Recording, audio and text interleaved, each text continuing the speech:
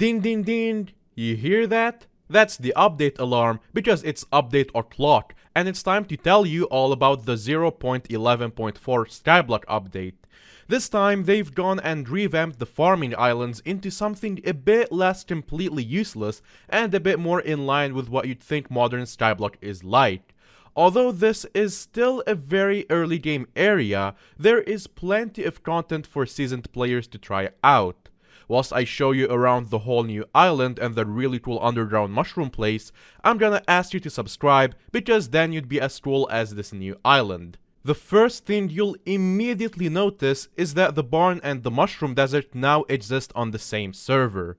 You can go between them without switching servers, and that crops grow back really quickly, and there's a lot more of them. There's also loads more animals, which is really cool, and an NPC in the windmill who sells the same stuff as the farm merchant. Then you look past this boring ass island to go to the interesting ass mushroom desert.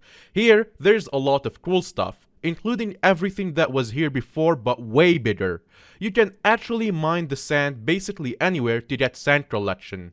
I'm sure nobody is gonna look at you weird for shoveling sand into your mouth in front of them. Not at all. There's several areas, each with something somewhat special, like the Mushroom Gorge, which absolutely will not get anyone in trouble with Nintendo. Here, there's a lost hiker who wants some food, and he's really picky for someone who says he's going to starve.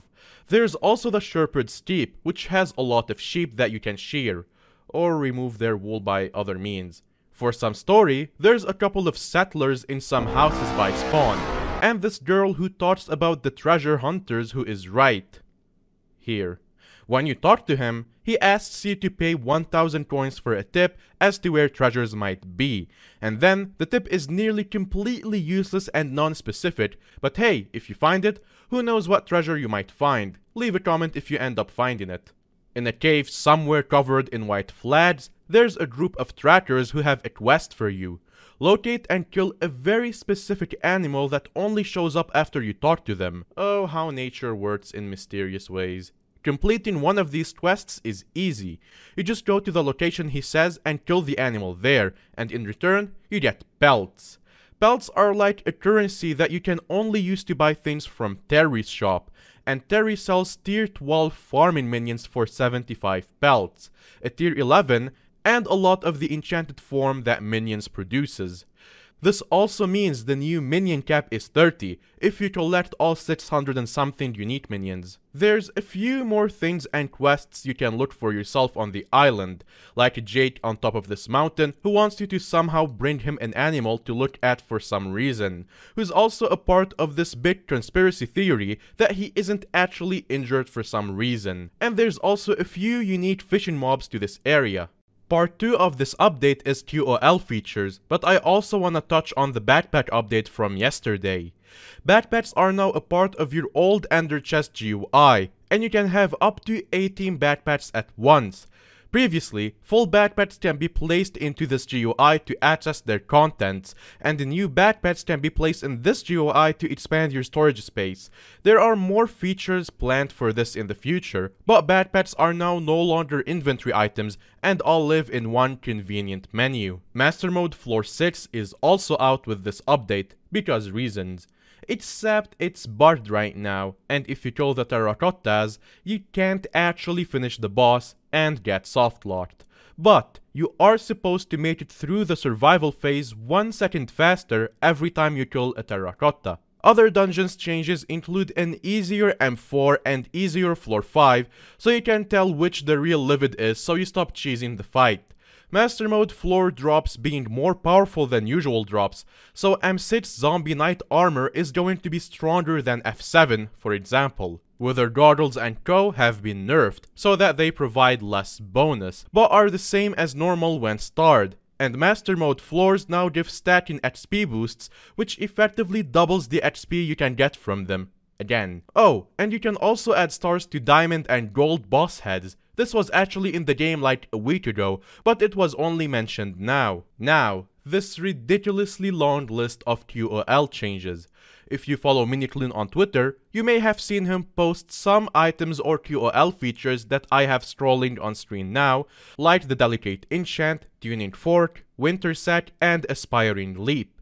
There's also a new Weather Node item, Reward Krampus Helmet to be a minion item, and Iron Man players can now buy booster treaties from the bazaar with orders. Quick crafting can now be shift-clicked to make a whole stack. There's now a button in stats to just take one stack out of an item, really useful for the dungeon sack. The ability to see pet milestones in mining and fishing menus, the ability to hide ability messages from chat, the Reforge Anvil can now also work like a normal blacksmith, and shop NPCs now have a toggleable confirmation option so you don't accidentally buy expensive items. An infinite lava bucket can be crafted in the Netherrack collection, an enchanted Netherrack finally exists, and dungeon loot drops are broadcasted in party chat to improve jolly celebration. But wait, there's more. Revenant Tier 5 can now drop Smite 7 but rarely.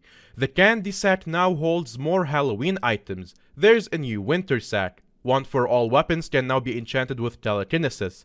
And the auto-recombobulator will tell you when it auto-recombobulates something. The experiment table has had some major bug fixes, such as that annoying bug that stopped you from winning a prize if you had already matched super pairs the round before. And bazaar menus can now use K and M to denote thousands and millions in its input boxes. Rancher boots can now set a cap below 100, except they don't, because Technoblade breaks these items. Enemies in the Howling Cave and Crypts will respawn faster, the Agronomy and Husbandry sets have had some items added to them, Digging Griffin Burrows will no longer spawn enemies that suffocate in blocks, and the Bazaar has had some items added and moved around. Good luck memorizing where everything goes. Oh, and best change of all, there is now a go back button after creating an auction. Good changes overall here. Not a lot more to say though. Apparently, there's a few more patches coming tomorrow, so we'll update the description of the video with any info on them. Alright, that's it. See ya. Have a nice day.